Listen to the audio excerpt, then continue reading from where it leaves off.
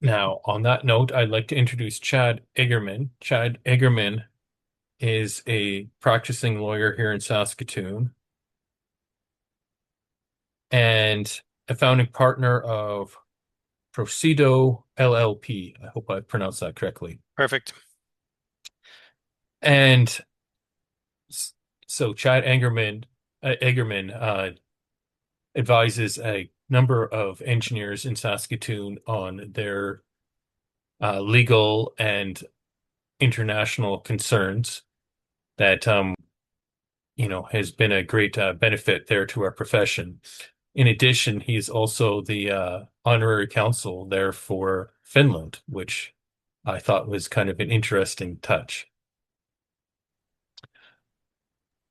So, um, we asked Chad Eggerman to give a lecture to us on managing tariffs, and he graciously agreed to do so. So, I would like to say, without further ado, Chad Eggerman. Super. Thank you very much, Juniper, for that wonderful introduction. I'm happy to be here, and thank you very much to the Saskatoon Engineering Society for inviting me. I'm just going to share my screen while I'm talking here. Um, you guys should all be able to see my screen now. So as Juniper mentioned, I'll take the next. We're at 7:08. I promise I'll finish my piece by 8 o'clock. So I have about an hour planned to run through some strategies for engineers to mitigate tariff risk, and I'm going to take you through an agenda so you get a sense of what I want to cover. I'm happy to take questions at any time during this presentation. Juniper and I were talking just before this webinar kicked off that um, geopolitics is pretty complex and pretty complicated right now. And when you overlay that with the law and international trade, I'm not sure an hour can do this topic justice, but I'm going to do the best I can for you. I'm the head of our international trade and tariff group at Presido LLP. I've been advising engineers and also international clients for, probably about 20 years now. Juniper mentioned that I'm the honorary consul for Finland. I've lived in a few countries around the world and over the years, and one of the countries that I lived in and one of the countries that I really have a soft spot in my heart for is Finland. I lived there for about seven years. My wife is from Finland, and my three children are dual Finnish Canadian citizens. And I see a lot of best practices and leadership from all of the Nordic countries, but in particular Finland. And so I always try to benchmark myself against what the Finns are doing. So moving on, of course, what presentation from a lawyer would be complete without a legal notice to kick things off? So we got 10 points here. Basically, all I'm mentioning in this slide here is that if you reuse this presentation, just let me know. I've also included some contact information here for our office in Saskatoon. Um, so, what are we going to cover today? I told you a little bit about myself, and Juniper was kind enough to provide an introduction as well. I'll dive a little bit deeper into what I do as a lawyer and my background.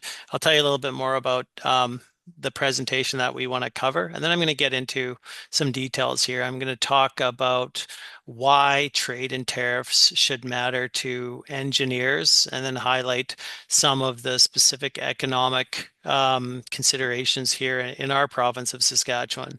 One of the things I want to talk about, and I mentioned this at the top, was Europe, Finland in particular. And I'm going to talk a little bit about the integration that's happening, closer and tighter integration that's happening between Canada and Europe.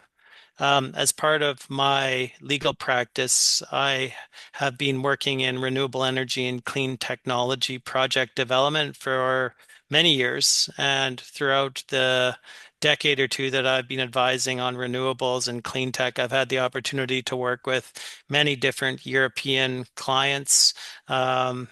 from places as diverse as the United Kingdom, Spain, um, Israel, not a European country, but of course Finland, Sweden, and the powerhouse of clean tech and renewable energy, Germany.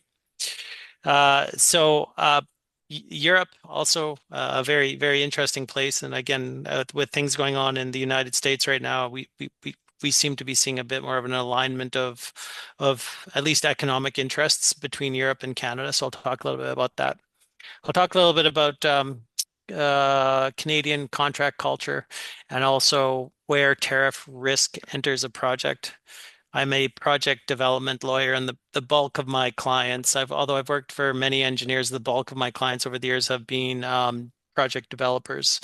And so my lens on the world tends to be that of a project developer. I'm always focused on building things, not unlike many engineers. And so when clients have retained me over the years, it was often in the context of developing a project.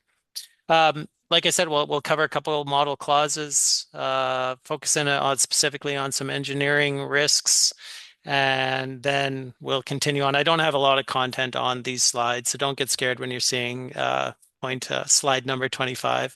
It's light content, and I'll move fairly quickly through the slides. I'll talk about some professional liability considerations, and if it's not obvious, there's a lot of similarities between engineers and lawyers when it comes to professional liability. We're both self-regulated professions and ultimately responsible for our deliverables. And that's a little bit different from, for example, a project manager who's hired as an employee of an employer who is not necessarily responsible in the same way that we are as self-regulated professionals. And so I'll get a little bit into some of those professional liability considerations. Um, Towards the end of the presentation, I'll talk a little bit about force majeure. I'll share some model clauses with you again for extraordinary trade events. We'll talk a little bit about procurement, public sector projects, touch upon some insurance considerations. And then back again to talk a little bit about Canada, European shared values, which I think are really important right now. And I can sense that there's Canada is sort of as we all know, Canada is diversifying our trading relationships, and Europe seems to be a real prime candidate to benefit from our abundant natural resources. And I think that Canada can certainly serve to benefit from in particular, some of the highly specialized equipment that's, although it's expensive, but highly specialized equipment that's manufactured in Europe. We'll end things with an engineer's action checklist, just kind of summarizing the things that we talked about in this presentation. And then, of course, I mentioned this to Juniper before the webinar kicked off too. I'm a lawyer, so I'm always in private practice. So I'm always promoting myself. So you know where to find me, but I'll leave you with the final slide with my contact information. Um, I will be providing this deck to Juniper, who has kindly agreed to circulate it to all those participants. I understand this is also going to be recorded and you'll have access to that, but I'll also make sure that you get a copy of this slide deck as well. So let's get into it. This is about me, so you can read this. I'll send you the deck. But what's interesting here is I do other things these days. I was a lawyer at a large national law firm for many years called Miller Thompson. I was an equity partner there. I was also an equity partner at a regional law firm called MLT Aikens. Before I founded my own firm called Presido LLP, which is based here in Saskatoon. But since founding my own firm almost 4 years ago now, I've managed to somehow free up some time to do other much more interesting things than practice law. One of those things is I wrote a book called Practical Project Law, which is published by Tellwell Publishing. You can get it on Amazon and a whole bunch of other retailers. It's a pretty pricey book. It's a short little read, but it's about $100. If you're looking to pick up a copy, we've got some extra copies kicking around at the office in Saskatoon. You can shoot me an email, and if you pop by for a coffee, I can probably get you a copy of the book without charge. I also host a podcast called Sask Talks from Field to Front Office. And so I'm always interested in interviewing interesting folks from Saskatchewan. I do about an interview every month or so. I don't know how many interviews have I done now, 14 or 15 interviews. So I just posted a new interview today with an aspiring entrepreneur, a friend of mine, the fellow honorary consul from Morocco. She's from Israel. You can check that out. Um, and then I also invented an app called Flow Law. And it's an app that you can download from the App Store if you have an iPhone or from Google Play if you have an Android device. And the Flow Law app sells legal services for a fixed fee and also has a very unique feature. It's a in-house legal chatbot called Brad, who has been trained by our lawyers at Presido LLP and is backstopped using Google Gemini technology. And so I'm really proud of Brad, the in-house legal chatbot. I spent a lot of time building him. Push Interactions right here in Saskatoon is a great organization to work with, and they helped build Brad. And so, unlike some other chatbots, Brad does a really good job of answering questions. Unlike lawyers, he doesn't answer the question if he if he doesn't know the answer. So we put a lot of limitations on Brad and kind of ring fenced how he works so that he doesn't dabble and try to answer questions that he's not qualified to answer. So if you got some time, download the Flow Law app and play around with Brad, the in-house legal chatbot. Yeah, so today we already covered the agenda. I won't go through the details about what we're all going to cover in more detail. I'm just going to get right to it. Um, it's always good to start with sort of answering the question, why does this matter? Engineers are very busy people like lawyers, which is probably why you're doing this in the evening, because we all have other things that we do during our days. And so it matters a lot because Saskatchewan projects, the things that we build here that engineers design on and that lawyers provide legal advice on, rely heavily on steel and equipment. I'd mentioned equipment from Europe, especially in our mining sector. We're heavily reliant on very specialized equipment, either from Europe or alternately from China. But the Europeans are certainly the leaders in mining equipment, and we purchase a lot of it. Um, it also matters. This presentation is topical right now, and it matters because tariffs are changing right now, and this is something we're discovering. We're discovering that's happening. It's that the pace of change of trade regulation, mostly driven by the United States, is dizzying, right?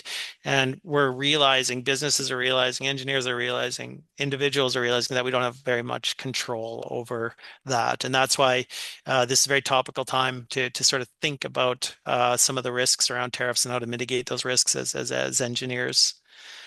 Um, why this matters to engineers in Saskatoon? Well, engineers are critical in projects to provide specifications, technical requirements, and specifying the exact equipment required for the job.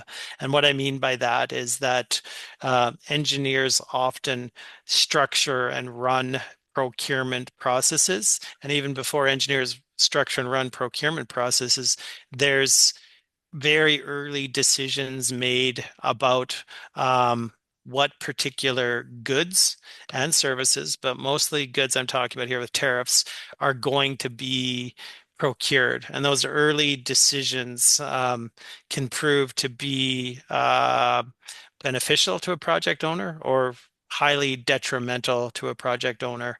And at the time those decisions are made, when engineers are drafting specifications or thinking through the technical requirements, the decisions can be made in a black box essentially because of the pace, as I mentioned, the pace of change with trade law and tariffs. It's you can make a decision and then a month later, that particular good could be subject to, well, a 25 or 30% or more tariff, which can cause all sorts of issues for owners.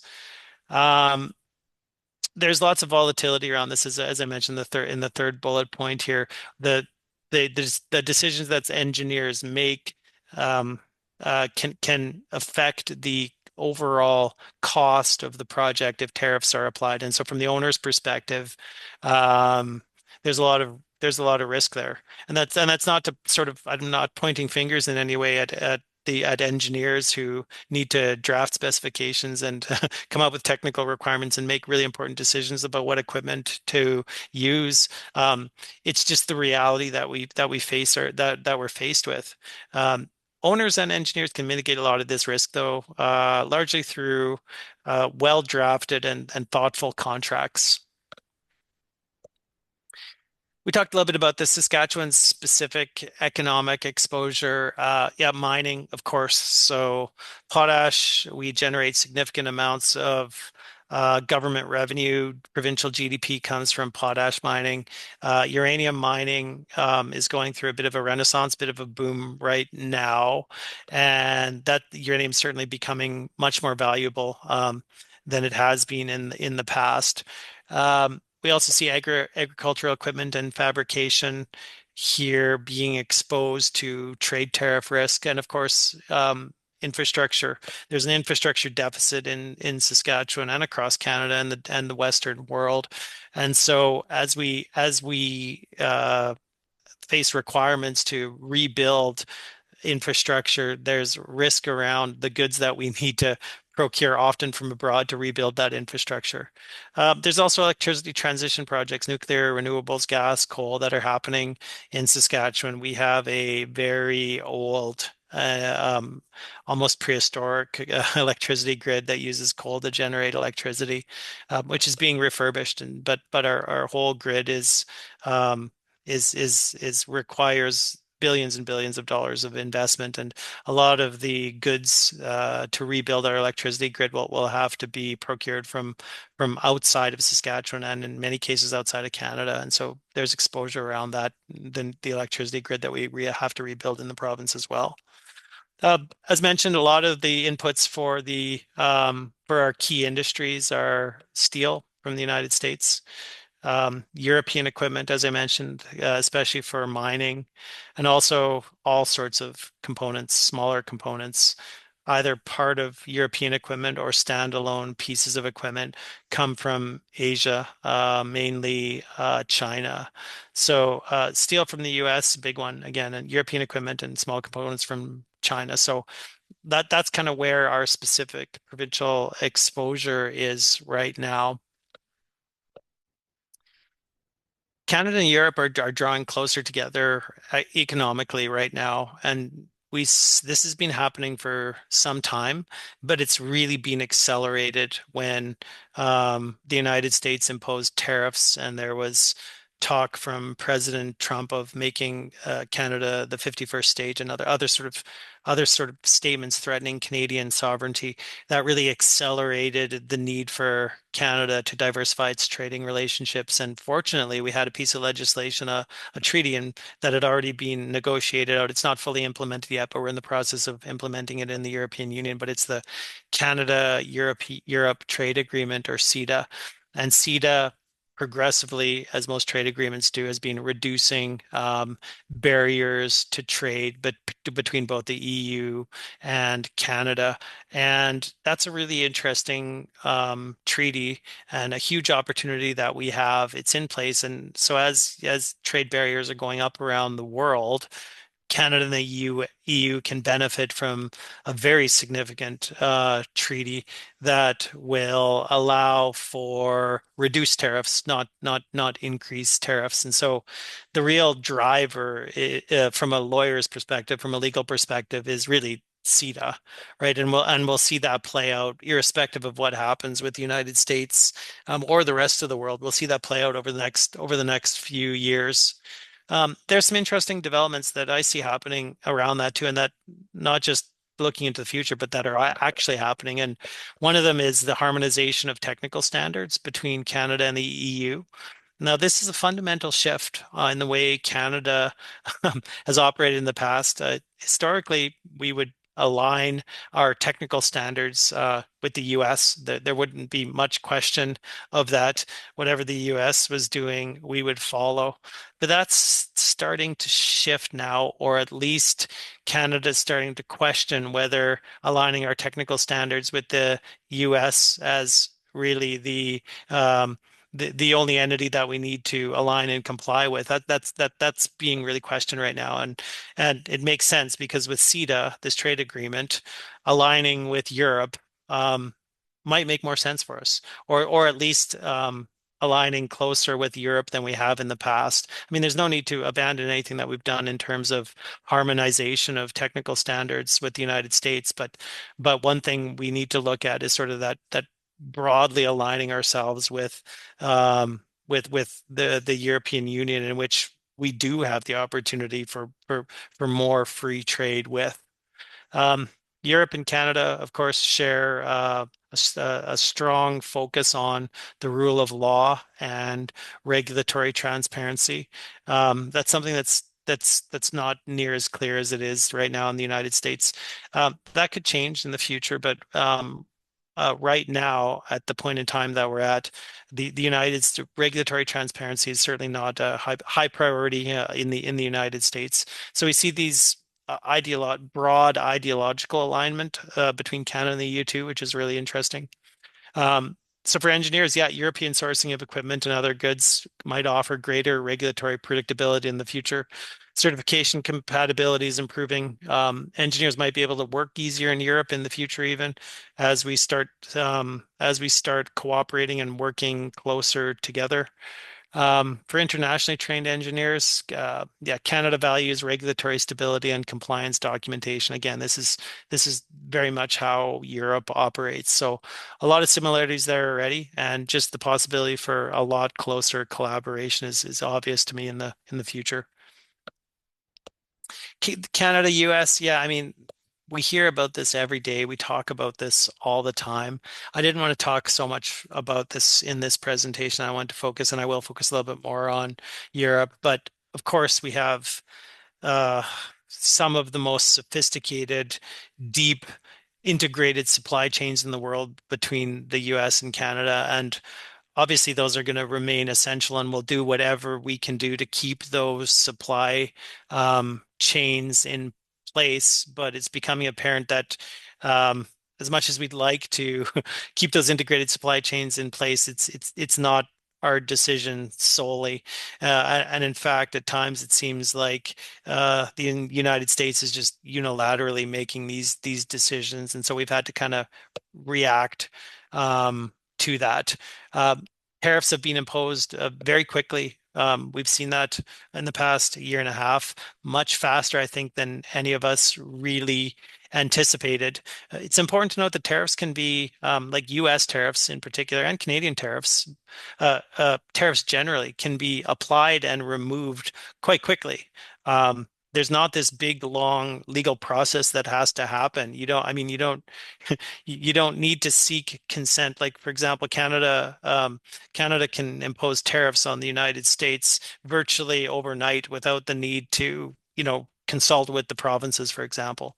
Same applies in the United States. The United States um, um, has the power at the federal level to impose tariffs without any consultation with the states.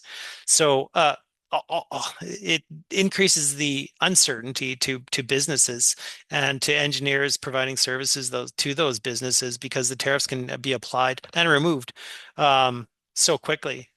We saw that with China with the canola tariffs, which were imposed and really affected Canadian and Saskatchewan-based farmers in particular, but they were removed relatively quickly too by China.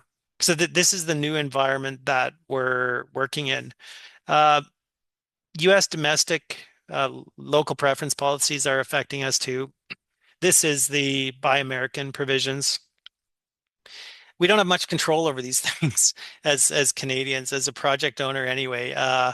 If the United States implements Buy American provisions, there's not much we can do about it. There's very little recourse right now, and what we're seeing is really a breakdown of the global trading system in many ways as we sort of shift to a a deglobalized multilateral kind of system.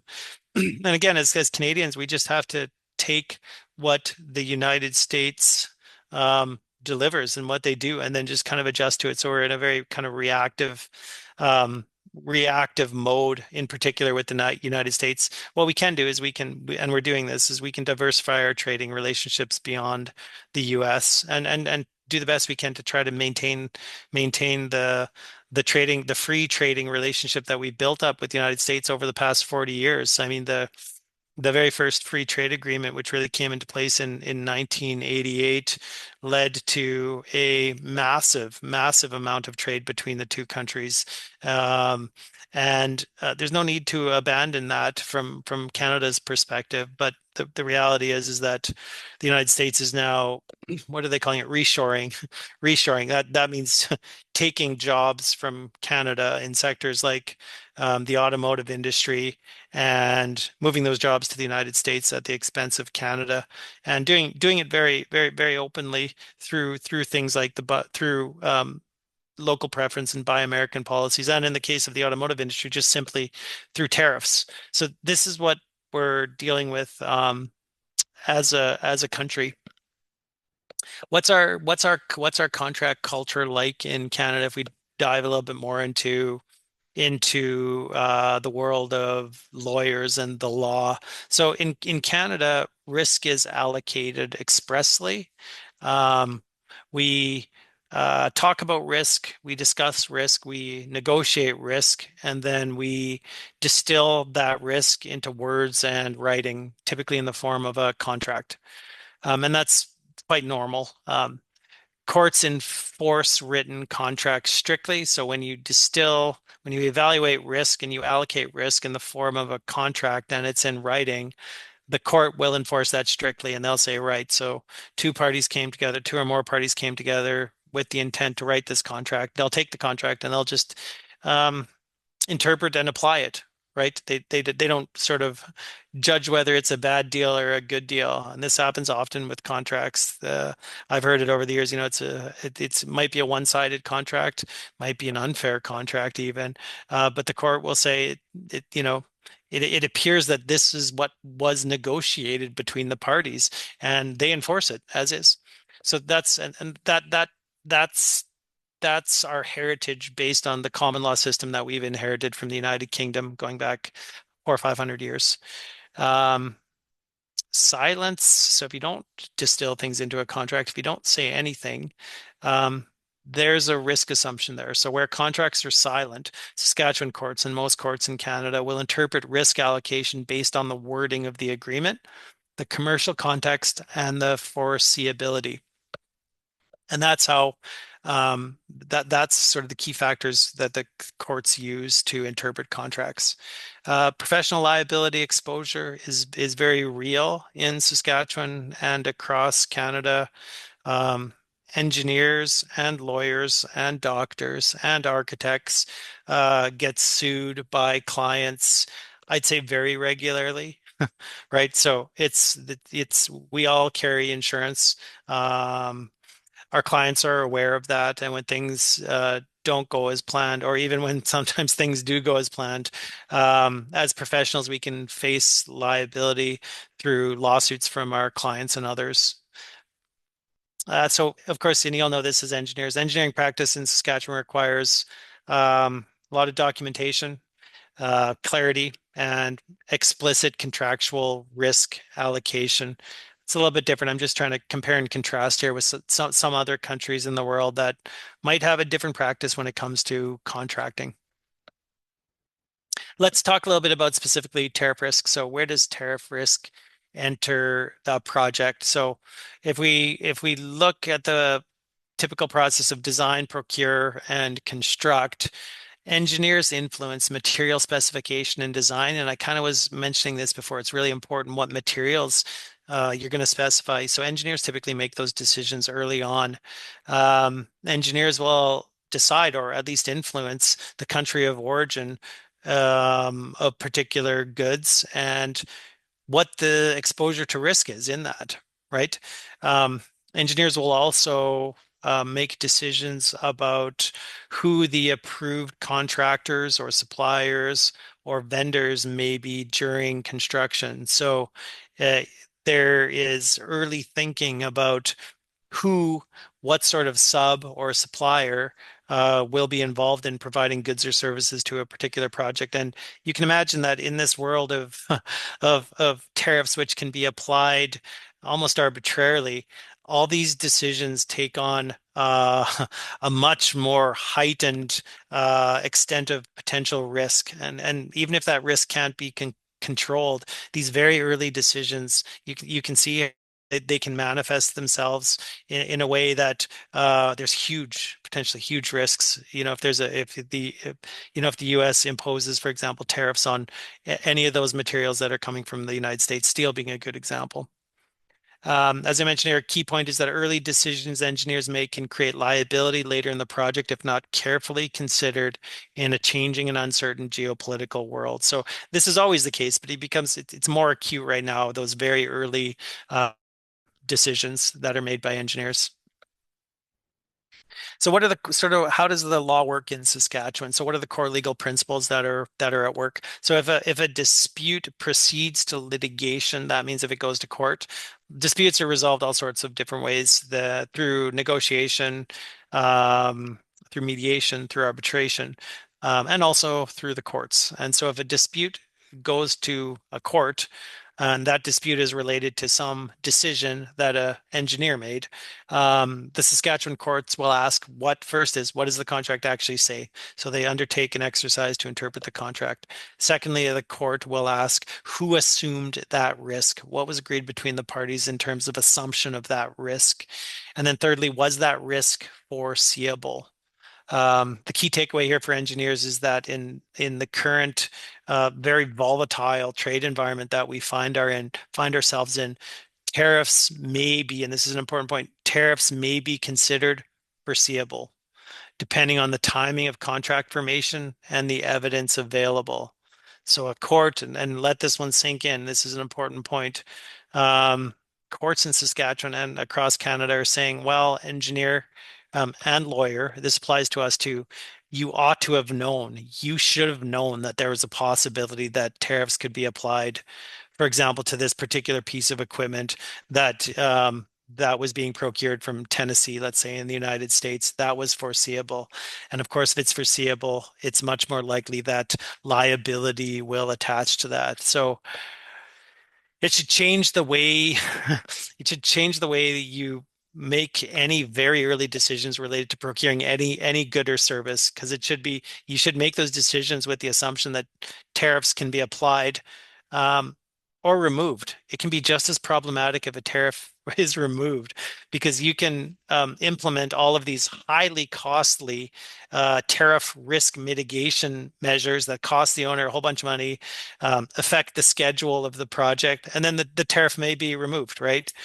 It sounds like it's a good thing, but it can actually cause additional issues for the owner because they've essentially overspent on something that didn't materialize. So here's a model clause. So this is pretty simple language, and this is a clause that addresses tariff escalation. So whenever a lawyer uses square brackets, it means that it's something that's optional or can be changed. So here, I'll just take you quickly through this model clause. So if after closing, and this is in square brackets, so this can be a date, but closing is typically a defined term in a contract. But if after closing a new tariff or trade duty increases the cost of permanently incorporated materials, the contract price, again, capital letters, it's a defined term, shall be adjusted by the demonstrable net increase, provided timely written notice and supporting documentation are provided, and the contractor has taken reasonable steps to mitigate the increased cost. So that's quite simple sample clause that deals with a tariff that has been implied that increases the cost. And so a clause like this is not common in contracts. So most of the contracts that we've done certainly with US companies over the past 40 years, didn't even contemplate tariffs in any way. Most of the contracts we've done um, over the past 40 years didn't even contemplate inflation. Inflation is relatively new in itself. So clauses like this that address the risk of a new tariff being applied should become commonplace. And lawyers that have a sense of the geopolitical risk, I think, like myself, are negotiating and incorporating clauses like this in contracts now. And again, this is the sort of clause that it doesn't matter if you have a U.S. counterparty or a German counterparty, or maybe this is even with a Chinese company. It doesn't really matter if you're doing a contract with a entity that is outside of Canada, it would be advisable to address the risk around a new tariff being applied. So again, this is one way to do it. Like, of course, lawyers will have this. This can also be like a 5-page schedule. You can have very complex sort of valuation mechanisms to allocate the increased costs. And I didn't include any of that here. I tried to keep this at a really high level and quite simple, but this can get quite complex and sophisticated with a very sophisticated, like an actual mechanism for calculating and allocating the numbers. Engineering risk. I want to talk a little bit about specific risks that engineers face. Um, Procurement. As I mentioned at the beginning of this presentation, engineers do a lot of procurement work. There's always a risk in sole sourcing, but that risk of sole sourcing becomes more acute right now. Um, and so there's ways to mitigate risk around sole sourcing. One is performance-based specifications, right? So this is usually in an RFP. If you're running an RFP, you should run an RFP as opposed to sole sourcing equipment or goods from a single country, but you can include performance-based specs. You can also clearly state in your RFP what jurisdictions are acceptable to procure goods from. So what you might do is instead of sole sourcing a piece of equipment, you might run an RFP that says, well, we're not going to accept any equipment that's sourced from the United States. The risk is just too great for us. And you can build that into your RFP. And I'm starting to see well, I'm not starting to see, I'm starting to get questions around that. Like, can we just like say that we're not going to buy any equipment from the United States? It can come from China or Germany or wherever in the world, but not from the United States. And the answer is yeah, you can do that. Um, because with sole sourcing, particularly from a country known to apply tariffs like the United States, the risk is significantly increased, right? Yeah, and again, third point here, and I think this is a good one. This is what I do as a lawyer too. I like to understand actually where the product originates from and where it's manufactured. And so you need to do a little bit more due diligence.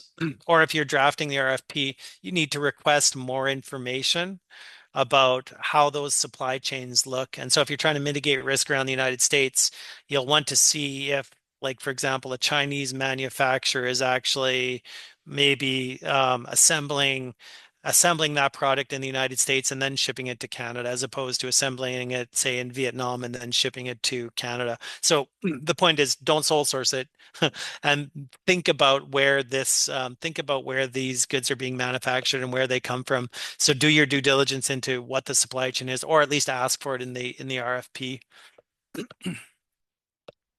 Yeah, here's a model clause here for a change in law. So laws are changing all the time. I'll just read it quickly, but you'll get the idea with this. So where a change in applicable law, including new statutes, regulations, trade measures, or government directives enacted after contract execution materially affects the cost or time of performance, the contractor shall be entitled to equitable adjustment subject to notice and mitigation obligations. So that just means if there's a change in law, the price can be changed. Really important clauses to include as well too. There's all sorts of variations of this too, but it's becoming a critical clause to negotiate in contracts. Um, Tariff-related documentation requirements. So engineers might be involved with reviewing or approving foreign supplier invoices, customs declarations, providing proof that a new tariff is actually in force. There's lots of confusion about whether, like, just because Donald Trump was tweeting on Truth Social about a new tariff doesn't mean that the actual tariff is in place yet. It can take a little bit more than that to make that happen. So, but engineers sometimes get tasked with figuring out if the actual tariff is in force or not. Engineers might also be involved with mitigation efforts to avoid paying tariffs or other customs or duties. Of course, project owners need to control their costs and don't want to pay tariffs if they don't have to. Here's a here's a model clause that relates to an indexed material adjustment. So this is steel. So steel pricing shall be adjusted quarterly in accordance with, and this is in square brackets, the Canadian Steel Producers Association index, and this can be any index. So relative to closing. So what this is basically saying is that the price of a key commodity that's subject to tariffs will be adjusted based on an index. And this is a good way to mitigate risk around tariffs being applied. It doesn't help the owner in the budgeting process because because it's just the price is adjusted based on an index, but it certainly helps avoid disputes. The advantage of this clause, again, it's predictable, it's objective, and the key one for me is it reduces disputes. There's all sorts of disputes happening now about who pays for tariffs, customs duties. Um, and if you don't include it in your contract, it's obvious. People pick sides pretty quickly and say, I'm not paying, and nobody's paying, but of course somebody has to pay. Yeah, in Canada, yeah, our projects typically favor index mechanisms over discretionary negotiation or reasonableness clauses. So we like to use an index wherever we can. Inflation is very common. CPI in lots of contracts. I've started using, indexing to the consumer price index for a specific region. It's a really easy way. You can have one sentence that deals with it. The index just fluctuates. You don't have to worry about it if you have a multi-year contract. Here's another model clause, a substitution due to trade measures. So where trade measures render specified materials commercially impracticable, so you can't get them because they're too much money because of tariffs, the contractor may propose an equivalent substitute. So if you can't get that particular good, then you can come up with another substitute. Again, this is another way to avoid arbitrary rejection, just not having that product, and ultimately avoid disputes. Professional liability considerations, we talked a bit about this already. There's risks for engineers here, of course, and you probably know this, so I won't spend too much time on it. Negligent specifications, failure to advise the owner of foreseeable volatility, and volatility in geopolitical trade practices, improper substitution refusal, failure of engineers to disclose assumptions and cost estimates. These are normal things. These are always risks for engineers, but they're more acute in an evolving trade environment. There's ways to mitigate it too. I mentioned those. I'm sure you're familiar with this, so I won't spend too much time on professional liability. Here's another model clause for a currency adjustment. So there's risk around fluctuating currencies. That's the value of currencies has been changing a bit more. The frequency of changes is it's more frequent, and the swings in the value are higher now. So that creates more risk, especially for project owners. So you can include a clause that just triggers a contract price adjustment if there's in this case if there's a fluctuation more or less than 5%. So it's again just a way to work in an environment of change, right? Force majeure, this is this is a clause that certainly predates geopolitical risk. Force majeure clauses go back, hundreds of years, to the beginning of the common law. But yeah, you have to be careful with force majeure clauses. And I just highlight this here. Tariffs are rarely force majeure anymore. As I said, in fact, courts will deem tariffs not only are they not force majeure, they're foreseeable. You should have known that they were happening or could have happened, right? So you got to be really careful with your force majeure clauses. When I talk with clients, sometimes they're like, "Oh, don't worry about it. We got a force majeure clause. If tariffs get slapped on it, we'll be just fine." Not likely. Not likely. Um, I like this clause. This is a model clause for an extraordinary trade event. So this is if something out of the ordinary, it's hard to know what's out of the ordinary these days in geopolitics, but if something out of the ordinary happens, how can we allocate that risk and avoid a dispute? So If a trade measure increases the total contract price by more than 15%, calculated on the total contract price, excluding change orders, of course, either party might request a good faith contract negotiation, right? So this is a really interesting clause for me, and I've these can be longer clauses. I've just simplified them into a sentence or two. But so if the contract price increases by more than 15%, that triggers a potential renegotiation. And if you can't agree on it, either party can terminate the contract. That's one way out of a contract that mm, possibly nobody wants to be in. So again, these are examples of clauses, different kinds of clauses, different types of clauses that we haven't really seen in the past too much that are being used to deal with this really volatile trade risk environment that we find ourselves in. Procurement strategies, we talked a little bit about procurement already. There's lots of solutions around this. One is identify high risk imported components early, especially for long lead items. You're probably doing that already. Diversify vendor lists among many divergent jurisdictions. Yeah, of course, that seems a good one. This is, as I mentioned early on, I think with CETA, the Canada-Europe Trade Agreement, and sort of the ideological alignment with European alternatives, although a bit more expensive, entail a lot less risk, certainly less risk than anything coming from the United States. Yeah, engage suppliers early, very early during the design phase, as early as you possibly can. Uh, Engineers have to be totally supply chain aware now. That's just the environment that we're in. Public procurement is its own thing, as we all know. Anyone that's worked on any public sector projects in Saskatchewan, which is most engineers, there's special rules that need to be complied with, special principles. Um, so the public owner must comply with fairness and transparency and a whole bunch of obligations that arise under specific procurement policies.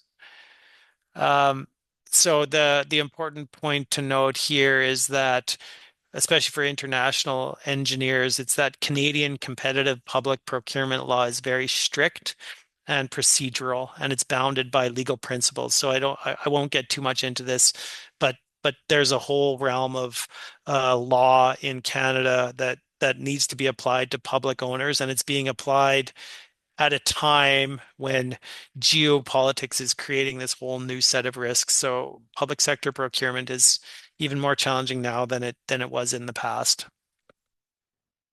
Yeah, of course, insurance and risk management. As engineers, you'll know lots about this. As lawyers, we know lots about this too. Engineers should review your professional liability coverage, make sure it's enough to deal with the environment that we're in and the risks that we can foresee. Confirm your coverage for specification disputes. Understand the exclusions in your insurance for economic loss. Engineers should also obtain coverage for negligence spec claims. Um, Canadian insurers expect disciplined, clear, and extensive documentation. So it's not that easy to get, if there's a claim against your insurance, it can be a fairly long process. And it's helpful just from the outset to know what your policy says and how you avail yourself as an engineer of that coverage. Getting to the end of the presentation now, Canada, Europe, shared values. I talked about that already. This has been a theme through this presentation. Canada and Europe both believe in the rule of law. Other countries around the world don't. Um, Canada and Europe both believe in transparent regulatory systems. Um, Not all countries in the world do, and certain countries in the world are becoming less transparent in how they regulate themselves. Uh, China typically notorious for for having regulatory systems that are just a black box and nobody really understands other than folks in China. Canada and Europe believe in environmental accountability. There's differences in views on that, but and I'm sort of speaking generally here. This isn't a political statement or ideological statement, but there's generally environmental accountability. Not all countries in the world are sort of approaching the world in that way anymore. Um, Canada and Europe also have predictable trade governance. We like to write up agreements with those that we trade with. And the best example of that was the free trade agreement with the United States, the Canada Free Trade Agreement that we put in place with the United States back in 1988.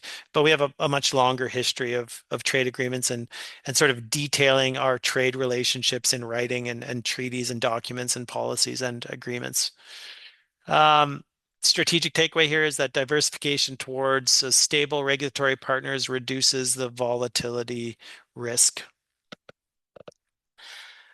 Last slide here. This is just an engineer's action checklist. I'm just trying to, I know we covered a lot real fast here, but I'm just trying to summarize some of the key risk points and things that engineers can do to mitigate risks around um, tariffs and our evolving geopolitical environment. So, firstly, you can identify tariff sensitive materials and equipment.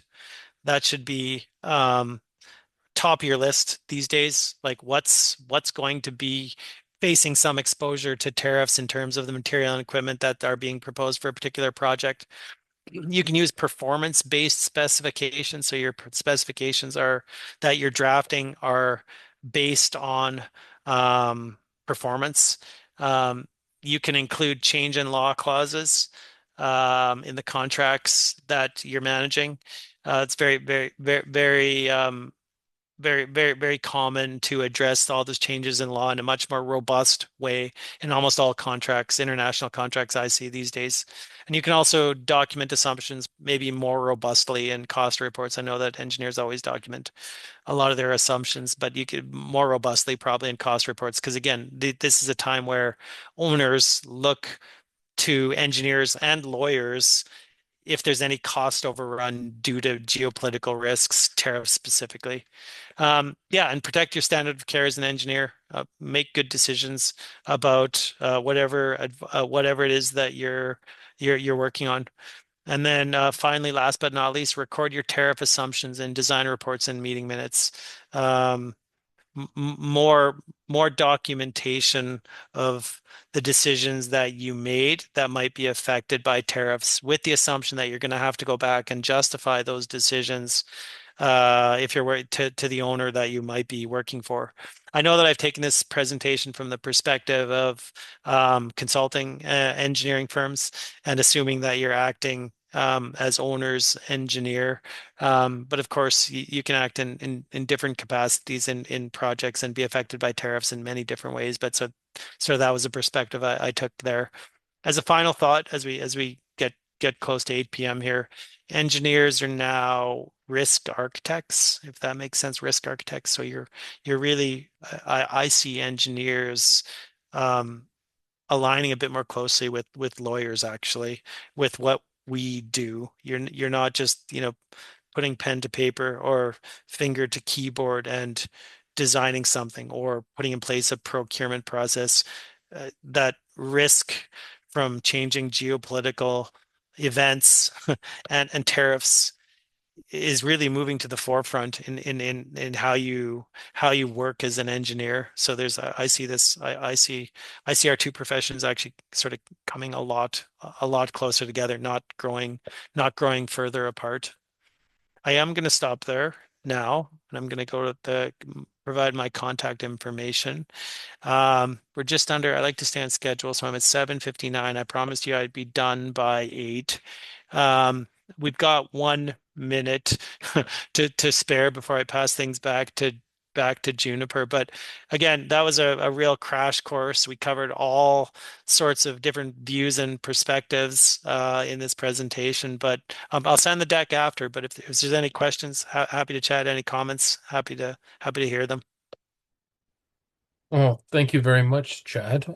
This was just as informative and interesting as we hoped it would be. So I'd like to everybody join me in giving a round of applause to Chad Eggerman. Um, I believe at this point we can open the floor to questions. Perhaps to oh, there we go. I think we've got a question already here from Shafat. Thank you for the presentation, Chad. What can engineers owners do about oil? Iran-US war, sort of nothing to do with Canada, but affects directly on our day-to-day basis, isn't it? Such unexpected events, how to cover the risk? Yeah. So first of all, yeah, good question. Thanks for that. So it's another risk that I didn't cover necessarily in this presentation, but so if you're an engineer and you're looking at if you're doing costing, um, The fluctuating and the increased cost of oil will be an additional uh, factor that you'll have to account for in some way. I mean, there's nothing we can do about it, of course. And this is the problem with all commodity markets, including oil. When you have geopolitical risk in the background driving costs up or down, all you can do is deal with that risk. So in the case of oil, if let's say you're advising an owner on a project and like right now what's happening is the price of diesel in particular is going through the roof. Um, if you're developing, if you're doing some costing around equipment that utilizes significant amounts of diesel fuel, you'll have to address that. And some of the things I mentioned in this presentation might be useful. Like you could take the clause there that says, look, if you could make the suggestion that, look, I think that there might be a possibility that the cost of diesel fuel increases by more than 15% than today's cost. And then your suggestion to the owner is that, and do this in conjunction with a lawyer, is to put in place that clause that says, hey, look, we're very aware of the risk of a continued increase in the cost of diesel fuel by as much as 15%. And so we're going to address that risk. Right. And so as an engineer, like your job is not necessarily to draft the clause or as I have done here, lawyers will handle that. But your job as an engineer is to recognize that potential significant fluctuation again in the price of diesel. You know, and I don't, you guys are the engineers, but if I was engineering it, I'd be thinking about what equipment I was proposing to my owner client that uses diesel fuel, for example, knowing the risks behind it. Maybe there's like, for example, maybe there's a substitute that uses electricity as opposed to diesel fuel. If it's a piece of heavy equipment, like a lot of mining equipment is now, there's both diesel. Historically, it's all been much of it above surface has been diesel, but underground is electrical. Can we mitigate risk around the increasing price of diesel by proposing equipment that's electrified? And if you're using electrical equipment in Saskatchewan, that's very stable, and the price of electricity is known, right? We know what it is at least throughout a year here because we have Sask Power and we have locked fixed rates. So you know exactly how much you'll spend on electricity for at least a year. SaskPower typically doesn't change the rates over it takes every 3 or 4 years, but sometimes they can change it every year. So I'm just throwing some ideas out there about how you'd identify this risk of oil, the price of oil fluctuating, translating into this increase in cost of diesel, which is happening right now, and then thinking about alternatives when it comes to the actual equipment, because you guys are on the front lines making these decisions. And again, so maybe you say, look, our suggestion here is to use electrified equipment as opposed to diesel powered equipment because we see so much volatility in diesel fuel, the cost of diesel fuel. Does that make sense? I believe so. I think you've answered the question quite well. And I believe Shafat agrees. I I think have a about I think about that one myself too. I mean, the electrification versus like I mentioned at the top of this presentation that I did a lot of clean tech work and renewable energy work, less of it now just because there's not that many renewable energy projects as there was over the past 10 years or so, or even clean tech projects many have been put on pause or can't find financing. But, I started saying this 10 or 15 years ago that um, electricity, baseload stable, cheap electricity is going to be the way to mitigate a whole bunch of risk in the future.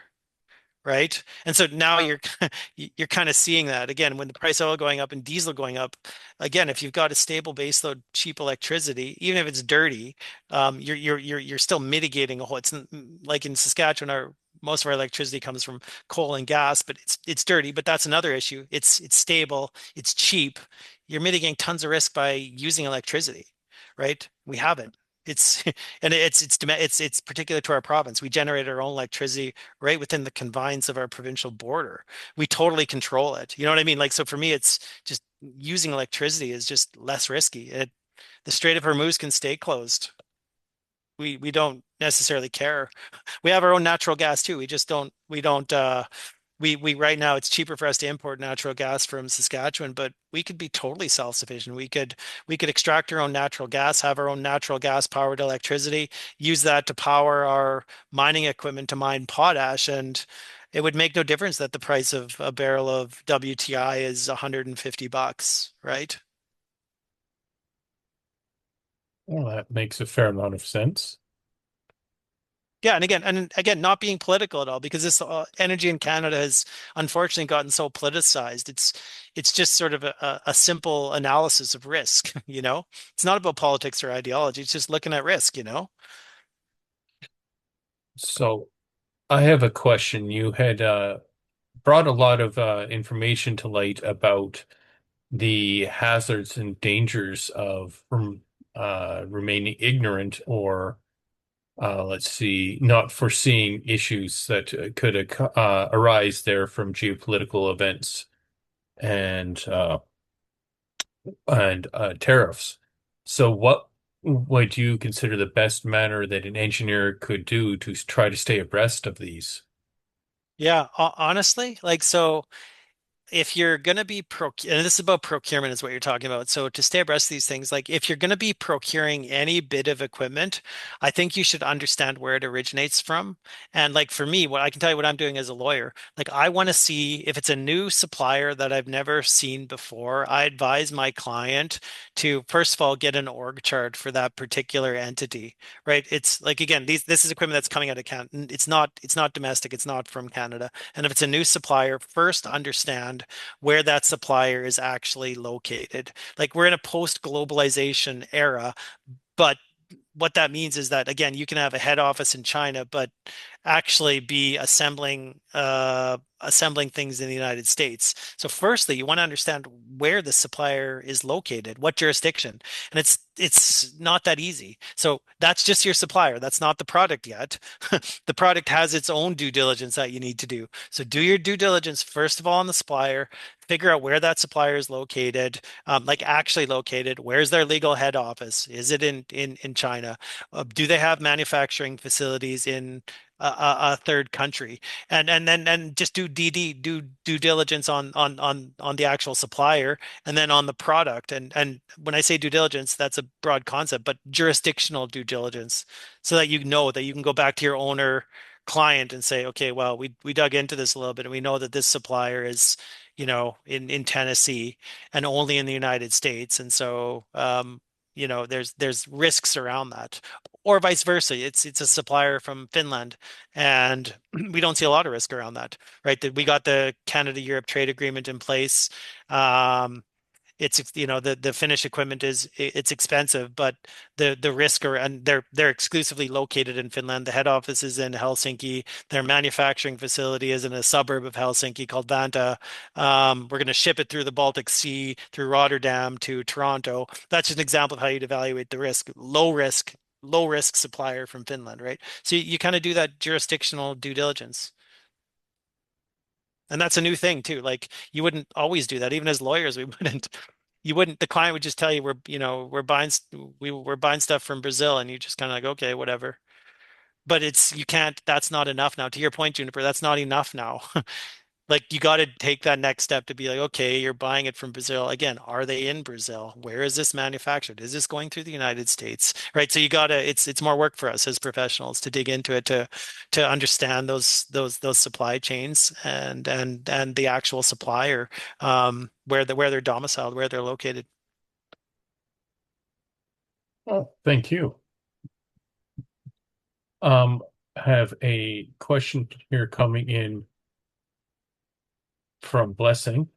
How would engineers mitigate the risk of disrupting of supply chains that necessitate alternate sourcing arising from fluctuating tariff imposition?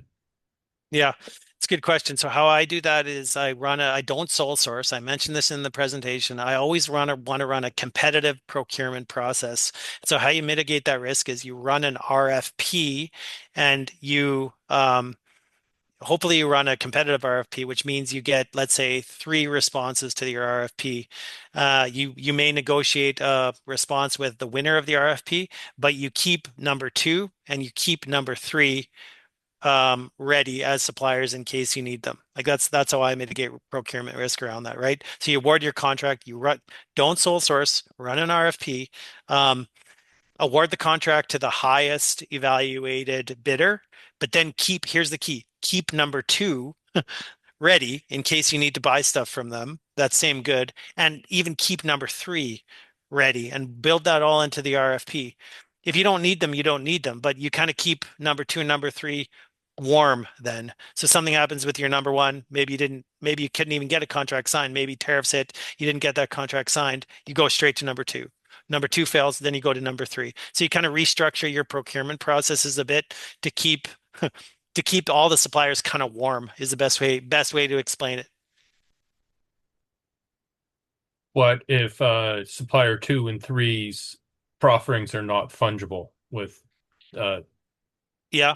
Well, that's technical question first of all. So then and like how I do that is I structure that in the RFP. Like an engineers will define the specifications in the RFP. And as long as you've got the specifications right and the owner's requirements correct in the RFP, the people that make it, the suppliers that make it through should be qualified, right? That's kind of a risk with all procurement. If you don't get your requirements right, then you might not get the right number one, number two, number three, or even number one. You know what I mean? oh sorry, I was thinking more in terms of what if um supplier A, there is no fungible replacement for that. So supplier B would require some changes in design or manufacturing process, etc. How often are you seeing that type of thing where engineers are going out of the way to make allowances and designs, etc., for the more uncertain trade future we're seeing? Yeah, I talked a little bit about that but with substitution. So if you're going to substitute one good for another, then you want to allocate in advance those costs somehow. And there's different ways to do it. But again, as a lawyer, I love getting ahead of as much as I possibly can get ahead of. And that's exactly what I do. I'd be like, well, let's think about what supplier can substitute this particular good. And then let's think about who's going to cover those costs. As an owner, you'll try to push those costs off to the supplier. Supplier will say, well, you got to pay for it. Like, we're not going to cover the cost. And you just have this sort of negotiation. But point being, you have a substitute in place and you have a good sense and preferably a mechanism in a contract for who pays that cost in the event some intervening the tariff event, let's say, happens, right? And again, that's kind of new. These provisions like this aren't typically in contracts. Engineers aren't typically kind of thinking down that path. They're mostly just focused on the technical side of it. So again, this is like I see engineers world kind of getting more complicated and expanding. And again, aligning closer with the work we do as lawyers, not diverging at all. Kind of a lot like already the way when I talk with engineers and you start thinking about this, I can already tell that we have to think of the same things, especially when we're both working for an owner, you know? I don't know if that was a great answer, but the substitution pieces, that's how typically you can handle it. All right. Any more questions here for Chad?